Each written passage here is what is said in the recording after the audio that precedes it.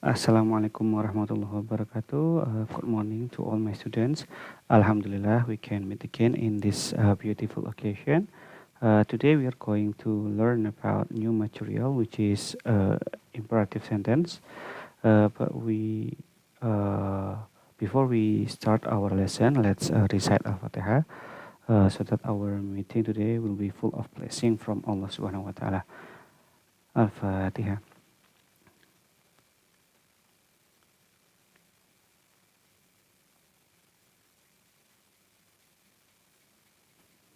Okay, thank you for all of you. So today we are going to learn about imperative sentence. Okay, actually I have already given you some information about imperative sentence in our previous meeting. Maybe if you remember about the procedure text, you will find imperative sentence in that lesson. I just want to remind you that in procedure text there are three part. There are three part. The first one is goals, and then the second part is material or ingredients, and the third part is step. Nah, you will find imperative sentence in the third part, which is the steps. Okay. And I also discussed about imperative in our last week meeting, which was about level. We will also find the imperative sentence in level, mainly in the part of how to use or how to store or how to uh, make or how to cook the product. There are some imperative sentence that you will find there. Oke, jadi anak-anak, kita hari ini akan belajar tentang imperative sentence. Imperatif ini sebenarnya sudah pernah saya singgung di materi yang sebelumnya. Dua materi yang sebelumnya. Yang pertama akan anak-anak temukan di prosedur teks, ya. Jadi sebagai pengingat di prosedur teks itu kemarin ada 3 bagian. Yang pertama adalah ada goals, yang kedua ada material, ya, di bagian kedua ada material atau ingredients, di bagian ketiga ada yang namanya step atau langkah-langkah. Nah, pada bagian ketiga ini anak-anak akan menemukan imperative sentence. Ya, jadi imperative sentence sudah pernah saya singgung di prosedur teks. Nah, selain itu, imperative sentence juga kemarin sempat saya singgung sedikit di materi kita yang sebelum ini, yaitu tentang level. Nanti anak-anak kalau memperhatikan lagi tugas yang kemarin saya berikan, pada bagian how to store, how to cook, atau how to use the product, itu akan anak-anak temukan imperative sentence. Oke, nah untuk hari ini kita akan fokus pada imperative sentence tentang fungsi-fungsi yang lainnya. Karena kan mungkin yang saya ajarkan sebelumnya fokus pada imperative sentence sebagai direction atau arahan, ya, atau instruction, ya, dan atau juga imperative sentence sebagai kalimat perintah. Nah, untuk hari ini anak akan belajar beberapa fungsi lain dari imperatif selain sebagai kalimat perintah dan sebagai kalimat untuk memberikan arahan. Oke, karena memang imperatif itu punya beberapa fungsi lain. Nah, selain fungsi, anak-anak juga akan belajar bagaimana menyusun kalimat imperatif dengan benar. Oke, nah sekarang mari kita mulai ke slide berikutnya mengenai imperative sentence. Oke. Yang pertama kita akan membahas tentang the definition of imperative sentence. So imperative sentence is a sentence that gives uh, one instruction, and then advice, express a comment, an order, a wish, an invitation, a direction, or a request. Jadi pada dasarnya imperative sentence itu punya banyak fungsi. Jadi imperatif itu sebuah jenis kalimat yang memberikan bisa berupa instruksi, kemudian bisa berupa saran, bisa berupa perintah, bisa berupa harapan atau doa, bisa berupa ajakan, bisa berupa arahan atau permintaan. Jadi banyak fungsinya. Nanti kita akan bahas itu satu persatu. Nah, yang kedua adalah perlu dipahami bahwa dalam kalimat imperatif ya itu ada dua jenis penulisan. Yang saya maksud di sini mungkin kalau anak-anak belajar bahasa Indonesia itu kalimat perintah biasanya diakhiri dengan tanda seru. Nah, in English juga demikian tapi ada beberapa perbedaan. Jadi yang pertama ini. Jadi depending upon its delivery in imperative sentence may end with an exclamation mark or a period. Nah, jadi tergantung bagaimana cara penyampaiannya dalam kalimat, terutama ketika diucapkan, imperative sentence itu bisa berakhiran tanda seru atau titik. Jadi, ketika kita menyampaikan sebuah imperatif dengan cara yang berbeda, maka secara penulisan pun akan berbeda, ya. Nanti kita akan bahas itu bagaimana sebuah imperatif bisa berakhiran tanda seru ketika ditulis atau berakhiran titik. Nah, yang berikutnya adalah it is usually simple and short but could be long and complex depending upon its context. Jadi maksudnya adalah kadang-kadang imperatif itu pendek, nggak panjang, ya. Let's say contoh close the door itu contoh imperatif yang simple and short, pendek dan simple. Kadang-kala juga bisa panjang. Contoh yang agak panjang itu mungkin ada di prosedur teks, misalnya boil the water for 5 minutes until it became mixed with the sugar misalnya. Itu kan lumayan panjang dan kompleks. Jadi tergantung konteksnya, tergantung situasinya, tergantung jenis mungkin teks atau jenis ungkapan yang kita gunakan atau tipe imperatif yang kita gunakan. Oke. Nah, berikutnya kita akan membahas kemudian contoh-contoh imperatif dalam berbagai tipe instruction dan macam-macamnya. Oke, nah ini beberapa contoh types of imperative sentence. Tadi saya sampaikan ada tipe imperatif yang menunjukkan harapan atau doa kepada orang lain. Salah satu contohnya misalnya kita bilang have a good day. Nah, have a good day itu adalah sebuah jenis imperatif yang tujuannya untuk mengharapkan kebaikan bagi orang lain. Contoh lainnya bisa have a nice dream, have a good holiday, have a great vacation dan seterusnya, ya. Contoh yang berikutnya ada offer an invitation atau menunjukkan ajakan atau undangan kepada orang lain. Nah, di sini contohnya ada please join me for dinner tonight. Oke, itu mengajak orang kan. Bisa juga misalnya follow me to the laboratory.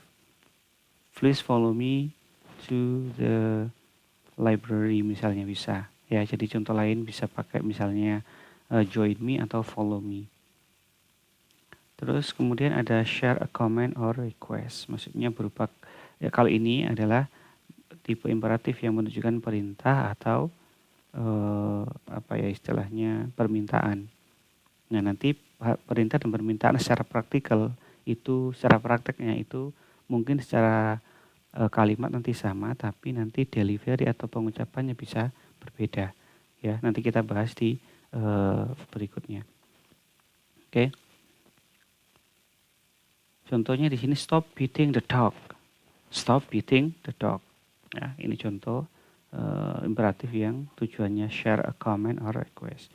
Kemudian contoh berikutnya ada give instruction or direction.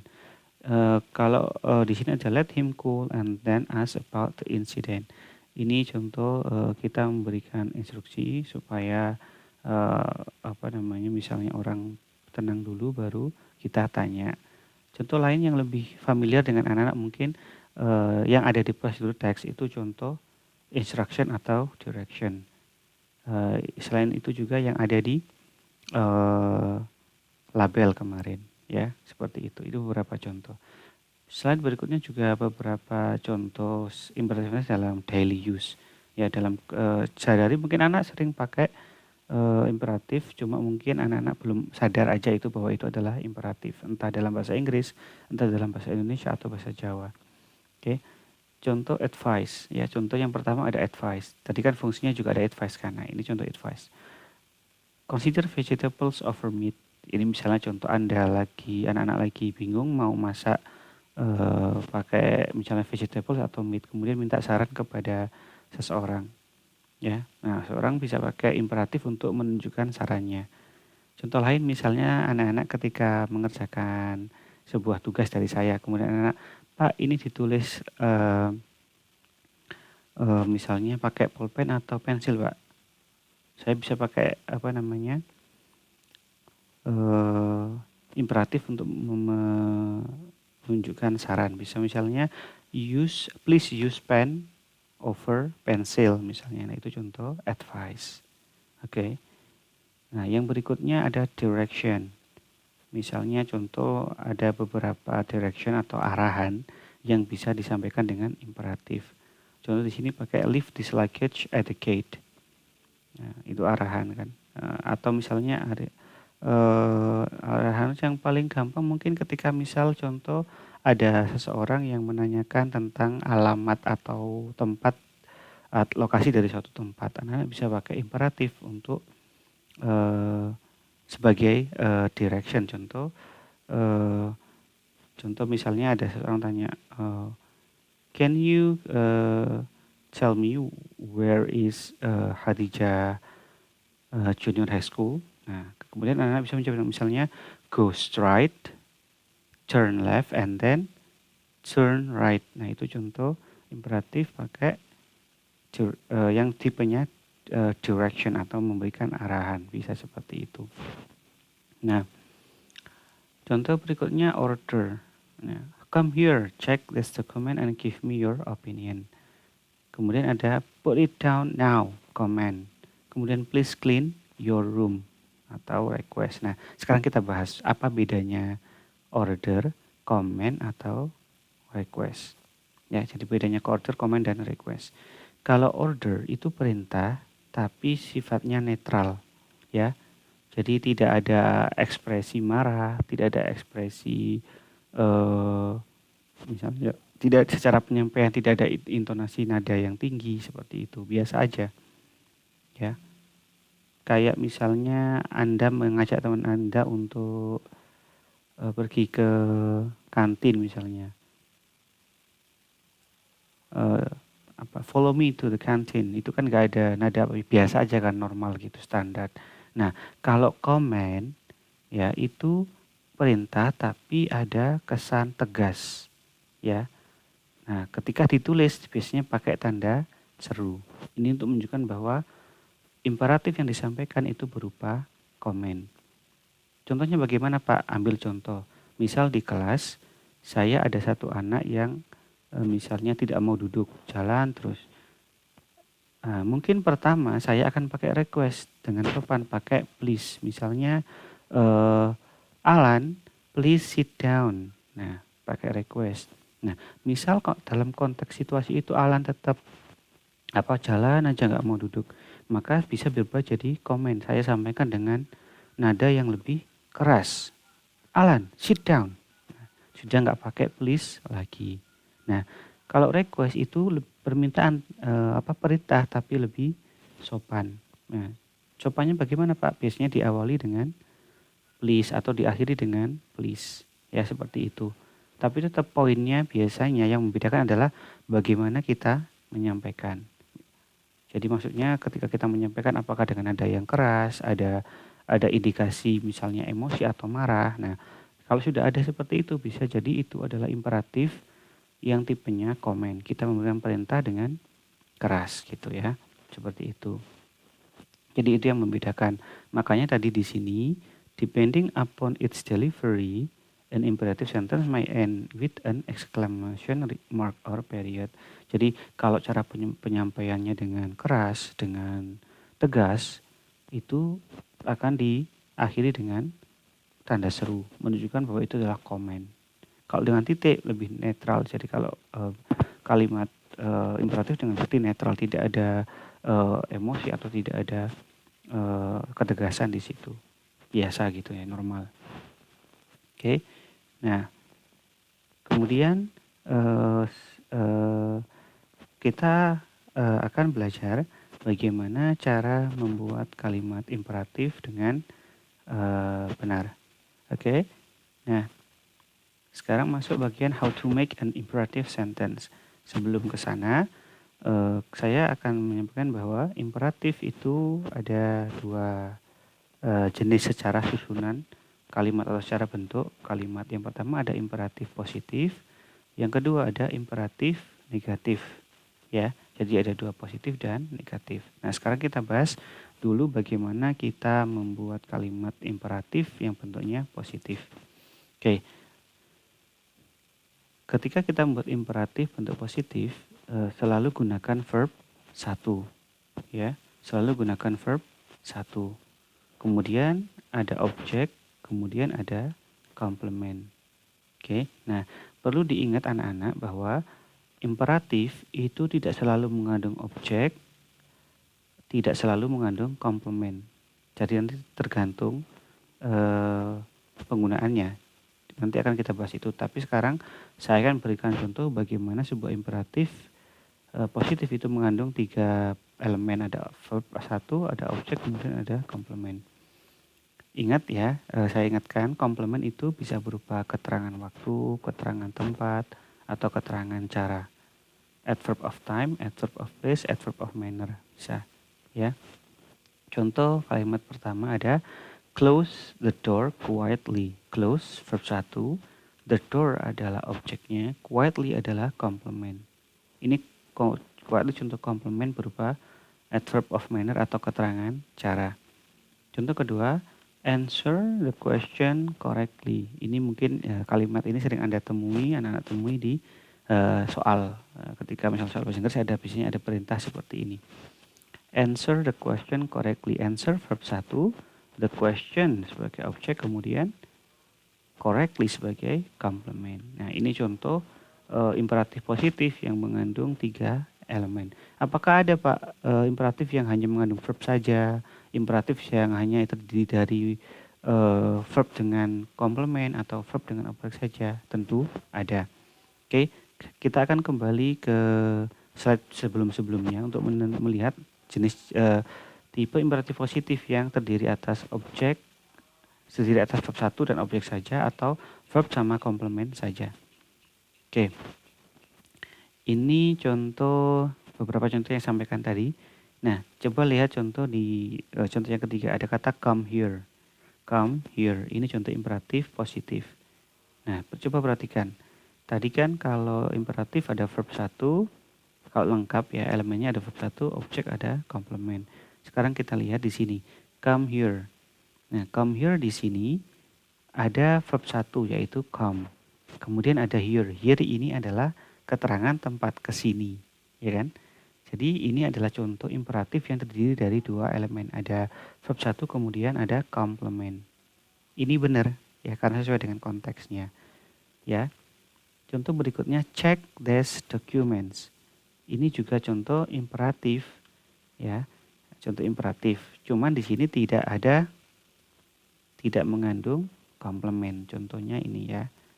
Nah, ada kata check. Check ini verb 1. Nah, these documents ini adalah objeknya. Jadi ini contoh imperatif tanpa komplement.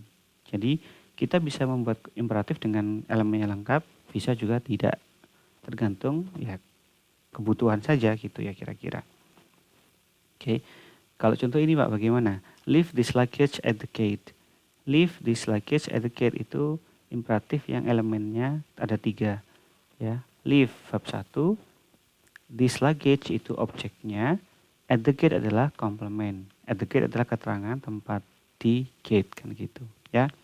Ya, jadi imperatif positif ya. Kalau kita mau nulis secara lengkap ada verb, objek, komplement bisa, atau kita tulis verb dengan objek atau verb dengan komplement saja juga bisa, tergantung penggunaannya ya. Jadi nggak apa namanya, bukan ini bukan pakem harus diikuti, nggak, maksudnya dalam artian ini bisa tergantung dari penggunaan yang mau kita sampaikan. Oke. Nah, di sini ada catatan you can add please to indicate politeness-nya. Please ini itu kadangkala kita pakai untuk menyampaikan bahwa permintaan kita dengan sopan. Please gitu, misalnya, close the door quietly please. Nah, seperti itu. Atau please close the door quietly. Oke. Nah, seperti yang saya bilang tadi, complement itu optional, bisa ada bisa enggak ya. Seperti itu. Jadi tergantung kebutuhan kita aja. Nah, sekarang imperatif sentence negatif. Nah, kalau imperatif sentence negatif itu fungsinya adalah untuk mengindikasikan larangan ya. Jadi kalau tadi imperatif positif itu fungsinya macam-macam ya. Tapi kalau imperatif sentence negatif itu basically pada dasarnya itu tujuannya untuk melarang. Bagaimana bentuk kalimatnya? Sebenarnya sama dengan ini, secara susunan ada verb 1, objek, komplement, bedanya cuma ditambahi do not atau don't di depan. Jadi misalnya kalau tadi kan ada verb 1 objek komplement kalau yang positif, kalau negatif tinggal tambah do not atau don't ya. Terus secara susunan juga sama, kadangkala bisa pakai lengkap, kadangkala bisa verb dengan objek saja, ada verb saja, bahkan ada verb dengan komplement. Jadi variasi tergantung kebutuhan pemakaian. Misalnya ini ada contoh do not cheat, ini kan do not dengan cheat saja, cheat itu kan verb. Jadi ada yang seperti ini. Do not come, don't text me, itu contoh verb dengan objek. Ya. Jadi itu anak-anak terkait imperatif sentence, bagaimana kita membuat kalimat dalam bentuk positif atau negatif. Oke. Nah, ini tambahan saja kesimpulan. Jadi imperatif sentence itu sebenarnya sangat penting, kadang-kala kita gunakan, dan kadang-kadang sering kita gunakan dalam kehidupan sehari, entah dalam bahasa Inggris, bahasa Jawa, bahasa Indonesia, atau bahasa lain ya. Jadi imperatif itu secara penggunaan lebih sering digunakan dalam bentuk spoken language atau dalam bentuk percakapan, jarang dalam bentuk tulisan, kecuali misalnya kalau sering kita temui, kalau imperatif itu misalnya dalam bentuk rambu-rambu ya. Contohnya don't throw rubbish everywhere, jangan buang sampah di sini misalnya, itu kan contoh imperatif ya kan ya. Terus kemudian misalnya secara kehidupan sehari-hari anak-anak bisa melihat misalnya here ojo ngono. Nah, ojo ngono itu juga imperatif. Oke anak-anak, ya itu terkait imperatif sentence, terkait fungsinya dan bagaimana membuatnya. Setelah ini kita akan lanjutkan diskusi di grup WhatsApp ya. Materi ini akan saya share di grup WhatsApp juga, jadi anak-anak bisa pelajari secara mandiri. Oke, terima kasih anak-anak atas perhatiannya. Saya mohon maaf selama penyampaian ini ada banyak kesalahan ya. Jika banyak kesalahan saya mohon maaf. Oke, semoga materi hari ini bermanfaat bagi kita semua. Saya akhiri, ihdinas siratal mustaqim. Assalamualaikum warahmatullahi wabarakatuh.